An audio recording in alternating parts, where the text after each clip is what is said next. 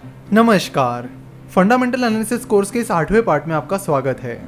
Last time हमने आपको एक असाइनमेंट दी थी जिसमें आपको आईसीआईसीआई सिक्योरिटीज़ के पिछले 5 साल का रिटेन अर्निंग्स निकालना था। वी होप कि आपने वो निकाला होगा।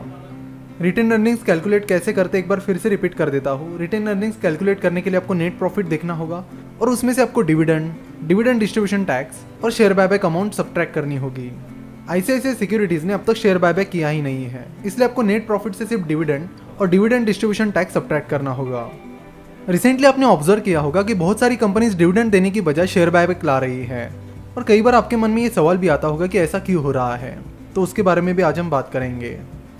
कंपनी अपने प्रॉफिट का कुछ हिस्सा अपने शेयर होल्डर्स के साथ शेयर करती है, उसे डिविडेंड कहते हैं। जब कंपनी अपने शेयर होल्डर्स को डिविडेंड देती है तो उस पर कंपनी को डिविडेंड डिस्ट्रीब्यूशन टैक्स भी पे करना होता है। इस डिविडेंड डिस्ट्रीब्यूशन टैक्स की वजह से शेयर होल्डर्स को डिविडेंड के जरिए जितना फायदा मिलना चाहिए था उतना नहीं मिल पाता है। इसलिए बहुत सारी कंपनीज ने फिलहाल डिविडेंड देना बंद कर दिया है और अगर कोई कंपनी डिविडेंड दे भी रही है तो वो छोटे मोटे डिविडेंड दे रही है। तो वो फिलहाल मेनली शेयर बायबैक्स पर कॉन्सेंट्रेट कर रहे हैं ताकि शेयर होल्डर्स को ज़्यादा फायदा मिले। तो चलो अपने मेन टॉपिक पर वापस आते हैं। हम बात कर रहे थे रिजर्व्स एंड सरप्लस की। तो रिजर्व एंड सरप्लस में मैंने बात की थी कि रिजर्व्स एंड सरप्लस में रिटेन अर्निंग्स एक बहुत ही इंपॉर्टेंट चीज़ है जिसे आपको बहुत ध्यान से परखना होगा और उसका एनालिसिस करना होगा। कंपनी के पास जो भी रिटेन अर्निंग्स है उसे कंपनी को अपना ऑपरेशन एक्सपांड करने में मदद होती है। सो रिटेन अर्निंग्स एक बहुत ही इंपॉर्टेंट फिगर है। तो आपको ये भी देखना होगा कि कंपनी का मैनेजमेंट अपने रिटेन अर्निंग्स को कितनी इफिशिएंटली यूज कर रहा है, यानी अपनी रिटेन अर्निंग्स को यूज करके कंपनी कितना प्रॉफिट कमा रही है, अपनी रिटेन अर्निंग्स की वजह से कंपनी को कितना फायदा हो रहा है। ये सारी चीजें आपको देखनी होगी।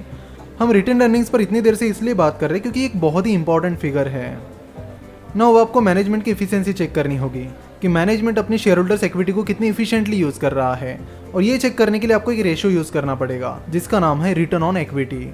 देखो, यहाँ पर हम फाइनेंशियल स्टेटमेंट्स का एनालिसिस करते वक्त साथ ही फाइनेंशियल रेशियोज भी कवर करेंगे ताकि आपको फाइनेंशियल स्टेटमेंट्स का एनालिसिस डिटेल में समझे। फाइनेंशियल स्टेटमेंट के साथ फाइनेंशियल रेशियोज कवर करने का मेन फायदा ये है कि इससे आपको पता चलता है कि फाइनेंशियल रेशियोज क्यों इंपॉर्टेंट है और उन्हें कहाँ पर और क्यों यूज किया जाता है।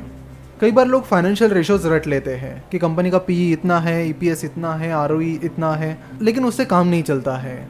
आपको ये पता होना चाहिए कि कंपनी का ईपीएस उतना है तो वो क्यों है, वो कंपनी के लिए सही है या नहीं। अगर कंपनी का आरओई इतना है तो वो क्यों है, वो सही लेवल में है या नहीं। तो ये सारी चीज़ें आपको पता करनी होगी और ये आपको अच्छे से तभी समझ आएगा जब आप फाइनेंशियल स्टेटमेंट्स के साथ ही फाइनेंशियल रेशियोज को भी समझ लोगे और उन्हें अप्लाई करोगे। तो यहाँ से आगे जब भी आप फाइनेंशियल स्टेटमेंट्स के एनालिसिस करोगे आपको वही के वही टर्म्स का यूज़ करते वक्त इन फाइनेंशियल रेशियोज को अप्लाई करके देखना है। तो रिटर्न ऑन इक्विटी को कैलकुलेट करने का फॉर्मूला है net profit divided by share holders equity multiplied by 100। Net profit आपको कंपनी के प्रॉफिट एंड लॉस स्टेटमेंट में मिलेगा।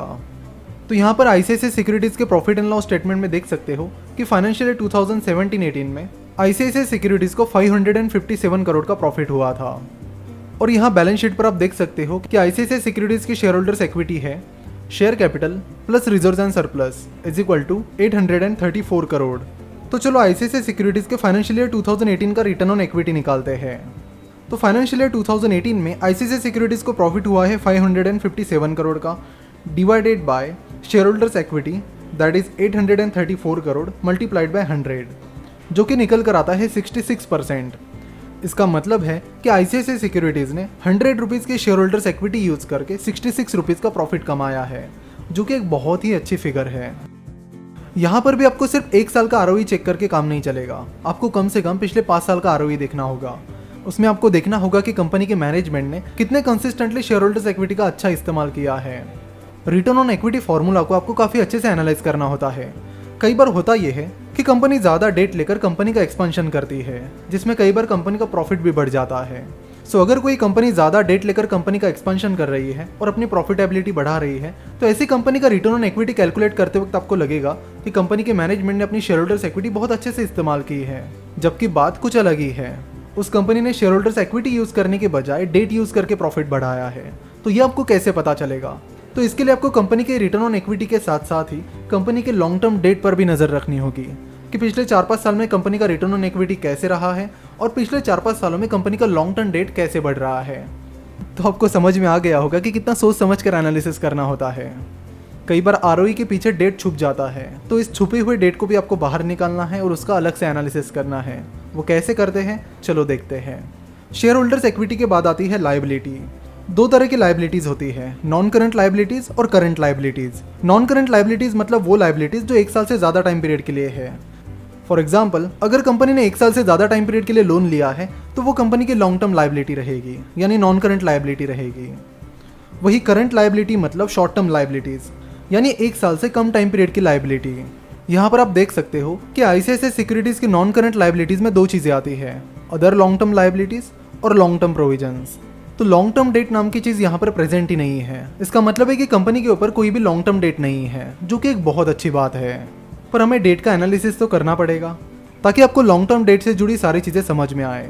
तो यहाँ पर तो आईसीआईसीआई सिक्योरिटीज़ के ऊपर कोई भी लॉन्ग टर्म डेट नहीं है। तो नेक्स्ट पार्ट में हम एग्जाम्पल के तौर पर एक ऐसी कंपनीज आपके सामने लेकर आएंगे जिसके ऊपर कुछ ना कुछ डेट है, और फिर हम उस डेट का एनालिसिस करेंगे। अगर आप डेट एनालिसिस के लिए हमें कोई कंपनी सजेस्ट करना चाहते हो तो आप finnovations555@gmail.com इस ईमेल आईडी पर उस कंपनी का नाम भेजें। तो अगले पार्ट में हम कंपनी के डेट एनालिसिस को बहुत ही डीप में समझेंगे। वैसे फाइनेंशियल स्टेटमेंट्स का एनालिसिस एक बहुत ही इंटरेस्टिंग चीज़ है। कंपनीज के फाइनेंशियल स्टेटमेंट्स का एनालिसिस करने में हमें भी काफ़ी मज़ा आता है।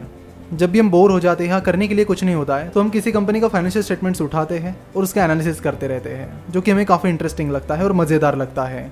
तो थोड़ा इंतजार करिए, इस फंडामेंटल एनालिसिस के कोर्स में हम फाइनेंशियल स्टेटमेंट्स को काफ़ी डिटेल में समझेंगे। आशा करता हूँ कि आपको वीडियो पसंद आया होगा। हमसे जुड़े रहने के लिए आप हमें फेसबुक, ट्विटर और इंस्टाग्राम पर फॉलो कर सकते हो।